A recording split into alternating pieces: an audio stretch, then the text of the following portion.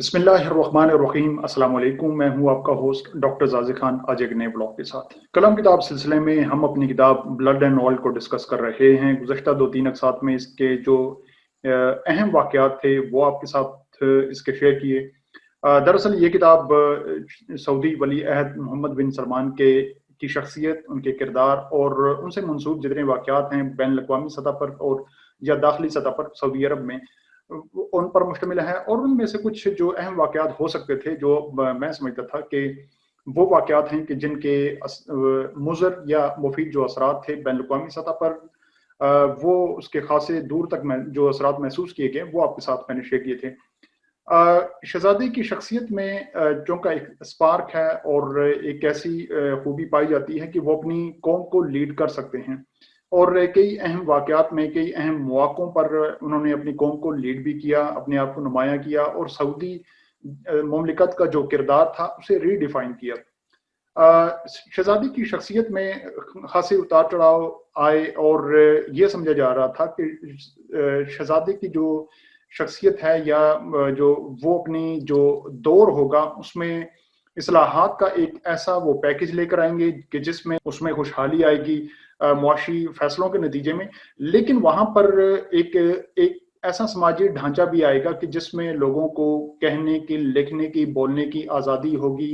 इक़्तिदार के फ़ैसलों में उनकी पार्टिसिपेशन होगी, वो भी बढ़ेगी और थोड़ा-सा माहौल जो होगा वो जमहूरी अंदाज़ में आगे बढ़ेगा। इसके साथ-साथ जो उनका एक ऐसा क्लोज़्ड मॉडल है कि जिसमें वहाँ पर मज़दूर तबका काम करता है या जो हुनरमंद तबका भी वहाँ पर साल हर साल से, अशरों से वहाँ पर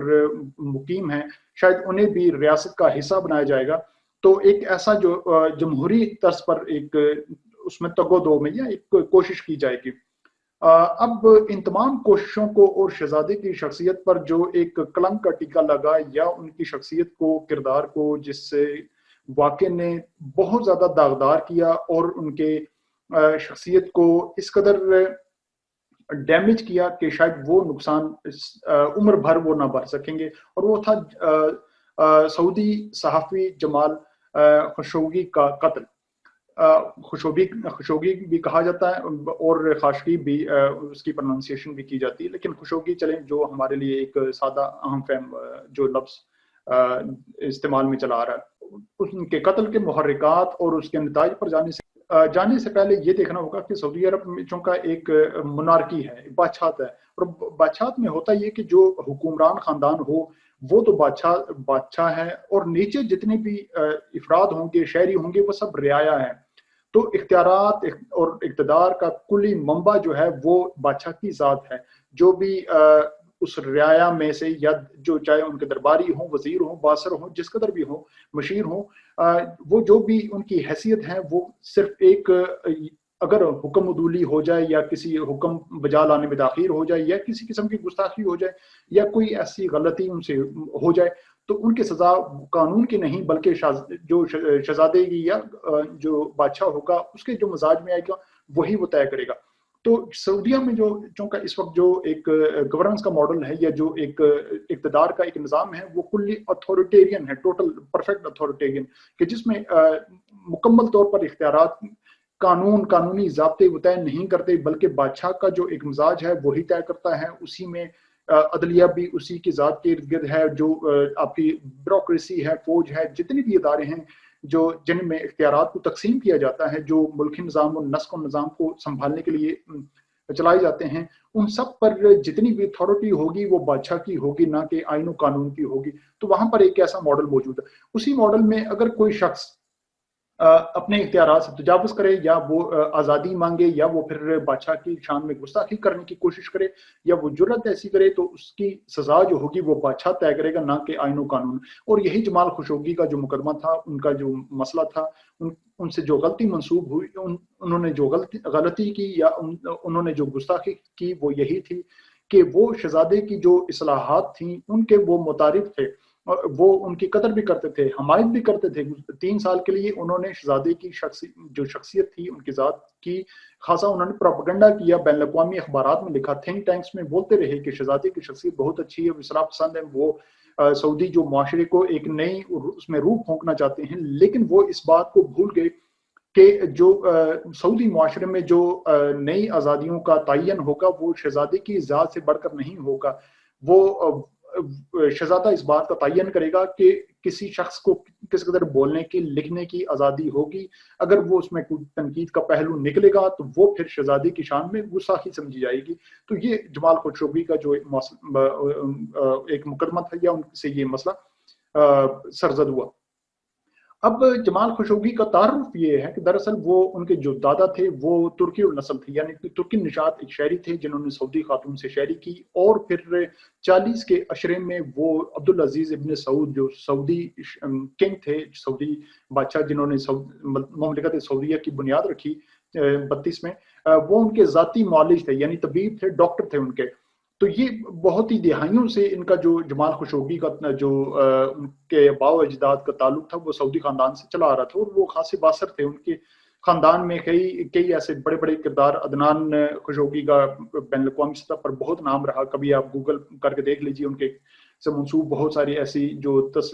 طلسم ہو شربہ داستانیں بھی موجود ہیں. تو وہ ایک ایسے جو عبقری کردار موجود رہے ان کے خاندان میں. تو جمال خشوگی ان خاندان کی ایک لیگیسی لے کر چلے آ رہے تھے. وہ بااثر تھے اور ان کی تعلیم بھی بین الاقوامی اداروں میں ہوئی تھی. تو وہ ایک صحافی بھی تھے، اور جو عربیہ اخبار ہے، جو عرب سعودی عرب کا ایک بااثر اخبار ہے، اس میں کالم بھی لکھتے تھے. خاصے عرصے تک وہ سعودی جو حکومت تھی یا سعودی خاندان ان کی حمایت میں لکھتے رہے. سعودی جب محمد بن سلمان جب ولی عہد بنے تو وہ پھر امریکہ کے جو باثر اخبارات ہیں، واشنگٹن پوسٹ، اس میں کالم لکھتے رہے، تھنکس ٹینکس میں ان کے لیے بولتے بھی رہے. اور وہ سمجھتے تھے کہ اگر اس وقت سعودیہ کے کردار کو نئے انداز سے اگر لکھا جا سکتا تو وہ اس کی جو کردار ہوگا، معمار ہوگا، وہ محمد بن سلمان کی شخصیت ہوگی. لیکن ہوا یوں کہ جیسے جیسے محمد بن سلمان سے جو غلطیاں ہوتی گئیں، وہ وہاں پر جمہوریت کا ایک انہوں نے ریفارم کا ایک ایجنڈا لانے کی کوشش کی، لیکن اس کی آڑ میں پھر انہوں نے جو وہاں پر ان کے مخالفین تھے ان کی زبان بندی کی کوشش کی. اپنے خاندان کے جو افراد ان کے جن کی اختلافی رائے تھی انہیں قید و بند میں ڈالنے کی کوشش کی. تو جو جمال خشوگی تھے وہ ان کے مخالف ہوتے چلے گئے. اور پھر یہ وقت آیا کہ 2-3 سال مسلسل ان کی حمایت میں لکھنے کے بعد وہ 2017 میں 18 میں وہ چلے گئے تھے سعودیہ کو چھوڑ کر. وہ کینیڈا میں پہلے انہوں نے پناہ لی، لیکن ان کے پاس گرین کارڈ بھی تھا امریکہ کا. تو وہ پھر امریکہ اور کینیڈا اور اس طرح یورپ کے درمیان وہ سفر کرتے رہے، اور امریکن جو اخبارات، باثر اخبارات وہاں پر لکھتے بھی رہے. اور وہ پھر جب یہ مخالفت ایک حد سے بڑھنے لگی، ہوا یوں کہ اس دوران پھر جو سعودیہ کے جو محمد بن سلمان کے ایک ذاتی جو ان کا ایک قریبی ایک ان کا سیکشن تھا، اور اس کے جو ان کا ایک مشیر تھا جس کا نام سعود قحطانی ہے، اس کے ذمہ یہ ڈپٹی لگائی گئی کہ وہ جمال خشوگی کو قائل کریں کہ وہ جو ایسی تنقید ہے اس تنقید کو یا تو کم کریں یا پھر وہ تنقید کرنا بند کریں، اور اس کے بدلے میں انہیں جو ہے فنڈنگ بھی دی جائے گی، ان کے لیے تھنک ٹینک قائم کیا جائے گا، یا پھر سعودیہ میں ایک بڑی پوسٹ بھی دی جائے گی. لیکن جمال خشوگی جو تھے وہ اس سٹیج سے گزر چکے تھے، اور انہوں نے پھر وہ جو اپنے ایک جمہوری نظریے کے ساتھ وہ کاربند تھے، اسی نظریے کو لے کر وہ چلتے رہے. 2018 میں پھر انہوں نے کیا کیا کہ وہ اس قدر مخالفت میں چلے گئے محمد بن سلمان اور سعودی حکمران کی مخالفت میں، کہ انہوں نے پھر جو بیرون ملک یورپ میں دیگر ممالک میں جو سعودی ناقدین اور سعودی شہری تھے جو سعودی حکمران خاندان کے مخالف تھے، انہیں ملا کر ایک تنظیم کی بنیاد رکھنے کی کوشش کی کہ جس کا جو عنوان تھا وہ ڈیموکریسی کی ایک کوشش تھی. ایک ایسی جماعت جو ڈیموکریسی کی بحالی کے لیے سعودیہ میں کوشش کر سکتی ہے، ایسی جو جو جمہوری اقدار ہیں انہیں ان اصولوں کے لیے وہ اس کی بنیاد رکھنے کی کوشش کی گئی. اور اس تنظیم کا نام تھا democracy for the Arab world now, Dawn, یعنی کہ اس تنظیم کا یہ نام تھا، اور اس کی بنیاد رکھنے کی کوشش کی گئی. اور یہ کہا گیا کہ اس تنظیم سے وہ سعودی حکومت پر، حکمرانوں پر وہ پریشر ڈالیں گے کہ وہ وہاں پر جو جمہوری اقدار ہیں انہیں فروغ دیں، کہ جو خواتین کے حقوق ہیں یا جو وہاں پر مزدور طبقہ ہے جو بیرون ملک سے وہاں پر مزدوری کرنے آتا ہے انہیں بھی حقوق ملیں، اور جو وہاں پر حکومت کے خلاف جو اختلافی رائے رکھتا ہے انہیں بھی اپنا حق رائے استعمال کرنے کی اجازت ملے. سعودی خاندان جو ہے وہ بالخصوص محمد بن سلمان کی جو شخصیت ہے وہ ہر چیز کو برداشت کر لے گی، لیکن وہ اس بات کو برداشت نہیں کرے گی کہ کوئی جمہوریت کی بات کرے، کوئی ان سے اقتدار لینے کی بات کرے، کوئی ان کے اقتدار میں حصہ دار بننے کی کوشش کرے۔ جو بھی وہاں پر جو آزادیاں دی جائیں گی، سماجی ڈھانچہ بدلنے کی کوشش کی جائے گی، جو وہاں پر سیاسی آزادیاں دی جائیں گی، وہ انہیں ڈیفائن کرنا، ان کا نافذ کرنا اور ان کی تعریف، ان کی ڈٹرمنیشن وہ صرف ہوگی محمد بن سلمان کی ذات، کہ جو اس وقت ڈیفیکٹو جو ہے وہ بادشاہ بھی ہیں، یعنی بادشاہ اگرچہ ان کے والد ہیں، لیکن ان کے جو اختیارات استعمال کیے جاتے ہیں، فیصلہ سازی کی قوت، وہ محمد بن سلمان کے پاس ہے۔ تو جو اس وقت سعودی ایک شہریوں میں جو لبرل کلاس تھی، یا سعودی وہ شہری جو پڑھے لکھے تھے، عرب یورپ سے اور امریکہ سے پڑھے لکھے، وہ سمجھتے تھے کہ محمد بن سلمان جو ہیں وہ نئی آزادیاں لے کر آ رہے ہیں، اور اسی طرح سعودی جو اقتدار میں ان کا حصہ بڑھ جائے گا، اور اسی طرح انہیں لکھنے پڑھنے کی آزادی جو ہوگی، بولنے کی، اخبارات میں شائع کرنے کی آزادی، اظہار رائے، وہ بڑھ جائے گی۔ لیکن وہ اس غلط فہمی میں تھے کہ جو بھی آزادی ملے گی اس کی حدود و قیود کا تعین سعودی شہزادے نے کرنا تھا۔ تو یہ اس معاملات کو لے کر اگر جب حالات اس نہج تک پہنچے، تو پھر سعودی حکمرانوں نے یہ مبینہ طور پر جو اس کتاب میں کہا گیا ہے، اور جو لٹریچر میں، اخبارات میں، میڈیا میں لکھا بھی گیا، سعودی حکمران بالخصوص محمد بن سلمان نے پھر اپنی جو ٹیم تھی، قریبی مشیر تھا جو سعود القحطانی، وہ خصوصی اسے یہ مشن سونپا کہ وہ کسی نہ کسی طریقے سے جمال خشوگی کو سعودی شہر مملکت میں لایا جائے، یا پھر اس کا بیرون ملک ہی کچھ انتظام کیا جائے۔ وہ اس سے پہلے سعود القحطانی جو شہری وہ شخص تھا، اس کی عمر اگرچہ اس وقت 40 کے قریب ہی ہوگی، ینگ ایک نوجوان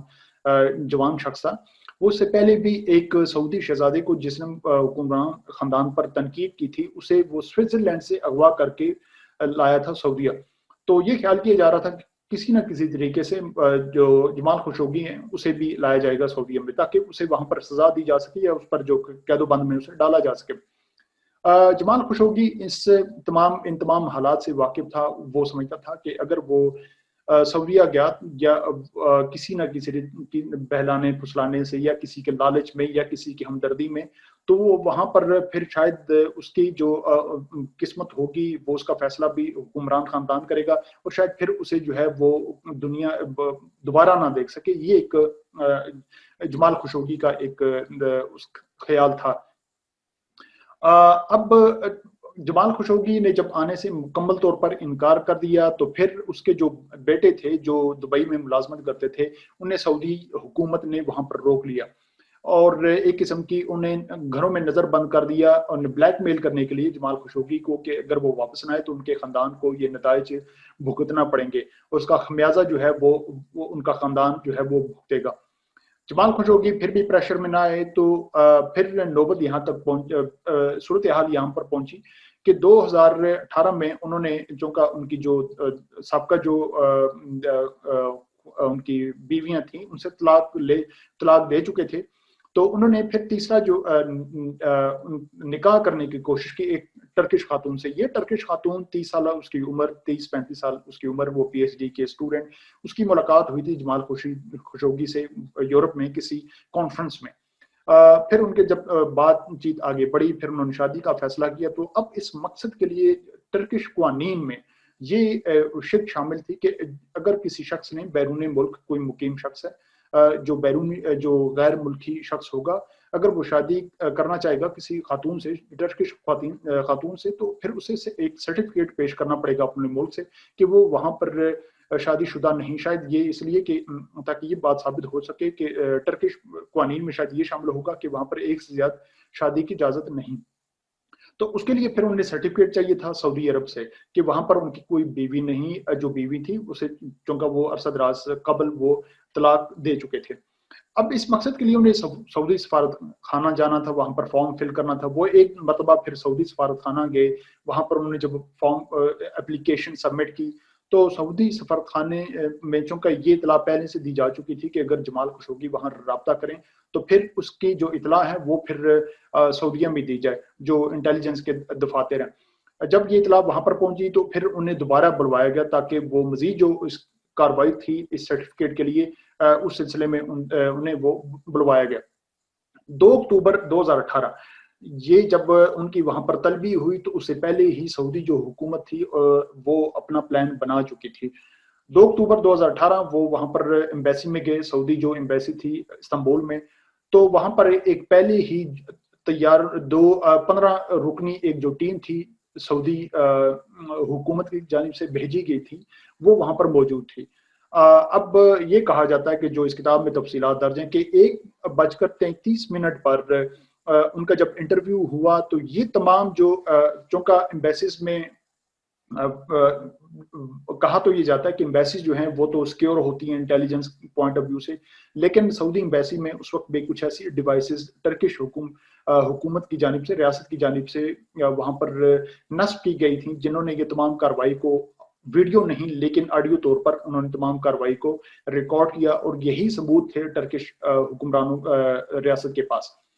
اب جب ان کا انٹرویو ہوا 1:33 پر, تو وہاں پر یہ سعود قحطانی اور دیگر جو انٹیلیجنس حکمران تھے سعودیہ کی جانب سے بھیجے گئے تھے وہ افراد, انہوں نے پہلے قائل کرنے کی کوشش کی جمال خشوگی کو, جمال خشوگی نہیں مانے, تو 1:39 پر پھر انہیں قتل کیا گیا. اور پھر اسی جو مشینی آرا تھا جو وہ اپنے ساتھ نجی طیاروں میں لے کر آئے تھے, پوری ٹیم آئی تھی, اس میں ڈاکٹرز بھی شامل تھے اور اس میں اسپیشل جو انٹیلیجنس کے وہ افراد شامل تھے جو قتل و غارت میں یا اس قسم کے مشن میں ید طولہ رکھتے ہیں یا وہ ماہر تھے. انہوں نے پھر آ کر جمال خشوگی کو پہلے انہیں قتل کیا اور پھر ان کا جسم جو ہے وہ آرے سے کاٹا, پھر اسے محلول میں بدلا بھی, یعنی مکمل طور پر ان کا جسم ڈیزالو کیا. اور اس روز ویسے ایمبیسی کو جو ہے وہ ان کی جتنا بھی عملہ تھا اسے آف کیا گیا تھا تاکہ مشن جو ہے اپنی تکمیل تک پہنچے. اور پھر ہوا یوں کہ وہ اپنے ساتھ اسی 15 رکنی ٹیم میں ایسا بھی شخص تھا کہ جس کا ڈیل ڈول جو تھا وہ خشوگی سے ملتا جلتا تھا. خشوگی کو قتل کرنے کے بعد, یہ مشن مکمل کرنے کے بعد, انہوں نے اسی شخص کو خشوگی کے کپڑے پہنوائے اور اسی روپ میں رنگ روپ میں اسے جو ہے وہ اس کے عقبی جو دروازہ تھا سفارت خانے وہاں سے باہر روانہ کیا, اور یہ تاثر دینے کی کوشش کی کہ خشوگی جس اپنا انٹرویو مکمل کر کے اپنی ضابطے کی جو کارروائی تھی وہ مکمل کر کے واپس جا چکے ہیں, چونکہ ایمبیسی کے باہر جو ہے وہ CCTV کیمرے نصب ہیں. لیکن وہ بات بھول گئے کہ اس کی جو ریکارڈنگ تھی وہ ان ڈیوائسز میں محفوظ ہو چکی تھی جو ٹرکش اسٹیٹ کی جانب سے وہاں پر نصب کیے گئے تھے. اب جب یہ تمام واقعہ ہو گیا, وہ ٹیم واپس چلی گئی, تو انٹرویو پر جانے سے پہلے جمال خشوگی اپنی جو منگیتر تھی جن کے ساتھ رشتہ ہونے کی بات چل رہی تھی, انہیں ایک مخصوص نمبر دے کر گیا تھا کہ یہ نمبر جو ہے وہ ایمرجنسی میں اگر وہ 1 آدھ گھنٹے میں وہ واپس وہاں سے نہ نکلے تو یہ نمبر جو ہے وہ ایک سیاستدان کا تھا, عدنان عتکے. اس شخص کو, اس سیاستدان کو یہ نمبر انہیں کال کی جائے اور انہیں اطلاع دی جائے کہ جمال خشوگی جو تھے وہ ایمبیسی گئے لیکن وہ ابھی تک واپس نہیں آئے. تو ان کی جو منگیتر تھی وہ انہوں نے 4 گھنٹے باہر انتظار کیا, اور پھر اس کے بعد ایمرجنسی میں عدنان عتکے جو سیاستدان تھے وہ بااثر سیاستدان ہے, خاصا ان کا نام ہے, وہ صدر اردگان کے قریبی سیاسی ساتھیوں میں ان کا شمار ہوتا ہے. انہیں پھر اطلاع دی, انہوں نے پھر صدر اردوان کی جو سیکورٹی ٹیم اور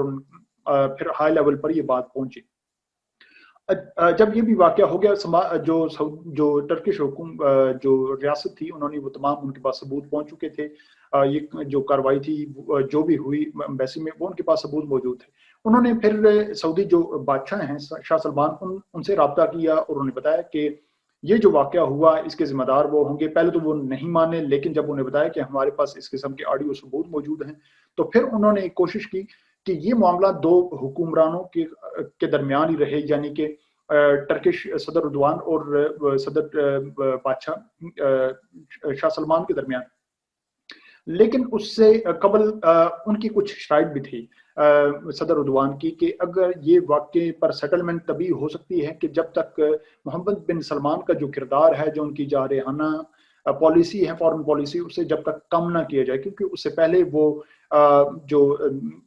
قطر ہے اس پر پابندیاں لگا چکے تھے. اس کے علاوہ وہ جو صدر اردوان ہیں ان کے خلاف بیانات بھی جاری کر چکے تھے اور اس قسم کے دیگر اقدامات لے جا چکے تھے. تو اس لیے صدر اردوان پہلے دن سے محمد بن سلمان کی جو جارحانہ خارجہ پالیسی تھی اس کے وہ خلاف تھے, اور وہ سمجھتے تھے کہ جب تک ان کا کردار کم نہیں کیا جائے گا اس وقت تک کوئی بات نہیں بنے گی. لیکن پھر چونکہ بات نہیں بنی और ये फिर जो सबूत थे वो फिर बैनुल-अक़वामी अखबारात तक वहाँ पहुँचाए गए, फिर इस पर प्रेस कॉन्फ्रेंसेज़ हुई और फिर दोनों ममालिक में ताल्लुकात मज़ीद कशीदा तर होते चले गए। तो ये एक इसकी मुकम्मल एक तफ़सील बनती है। अक़वामी सतह पर जो उबाल उठना था, जो जमहूरी हुकूमतें, यूरोपीय हुकूमतों ने जो इस पर एहतजाज करना था, तनकीद करनी थी, वो तो की।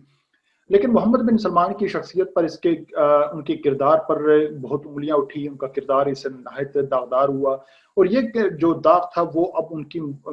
सारी ज़िंदगी उनकी ये किरदार सियासी और ज़ाती किरदार का ये एक दाग उन पर हमेशा के लिए लगा रहेगा। और ये बात हमेशा याद रखी जाएगी कि जितने भी वो इस्लाहाती वो पैकेज मुतारिफ करवाएँ, वो दीगर आज़ादियाँ मुतारिफ करवाएँ, लेकिन वो अंदर से एक डिक्टेटर हैं, वो अंदर से एक ऐसे आमिर हैं कि जो अपने खिलाफ कोई भी आवाज़ जो है वो एहतजाजी आवाज़ वो सुनना पसंद नहीं करते।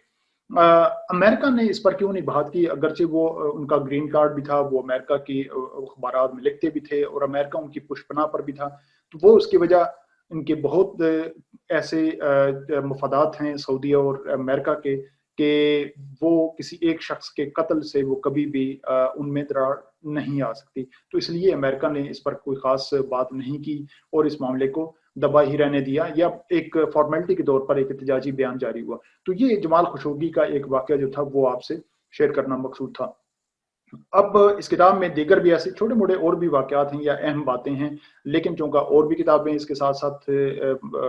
ऐड हो रही हैं, जो मैं चाहता हूँ कि आपके साथ शेयर करूँ, कुछ मौज़ूआत भी बदले। तो इंशाअल्लाह कल से फिर किसी एक और किताब के साथ आपके पास हाज़िर होंगे। और अगर आपको ये फिर चैनल पर जो भी आपके साथ मौज़ूआत शेयर करता हूँ, अगर आप ये किताबें आपको पसंद आएँ,